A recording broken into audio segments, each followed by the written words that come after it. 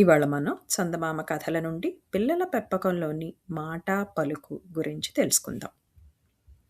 బిడ్డలకు మాటలు వచ్చే వయసు ఇది అని ఖచ్చితంగా చెప్పలేము.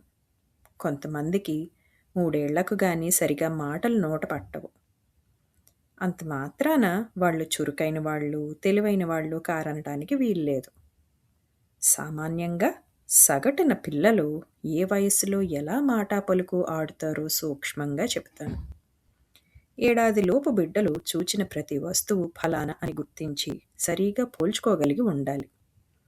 కుర్చీ, బల్ల, మంచం, కొంచెం అంటూ చూచిన వస్తువుల పేర్లు చిన్నవైతే చెప్పగలరు కూడాను. ఏణ్ణర్థం వచ్చేసరికి 2 3 మాటలు చేర్చి చందమామ దాయి దాయి అంటూ చిన్నారి చిలక పలుకులు చెప్పగలుగుతారు.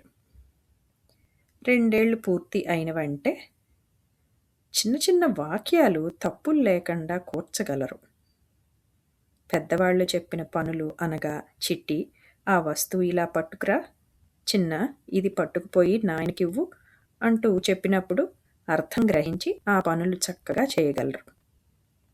3 ఏడు ప్రవేశించినప్పటి నుంచి చెప్పిన మాటలు, పనులు కొంచెం సేపే కావచ్చు, జ్ఞాపకం పెట్టుకోవడానికి బిడ్డలు ప్రారంభించాలి. బిడ్డలకు మాటలు నేర్పేటప్పుడు సాధారణంగా ముద్దు కోసం వాళ్ళు పలికే తొక్కు పలుకులు ఉచ్చరిస్తూ ఉంటారు పెద్దవాళ్ళు. కానీ సరి అయిన స్పష్టమైన ఉచ్చారణతోనే పలకటం మంచిదని ఈనాడు చాలామంది తల్లుల అభిప్రాయం.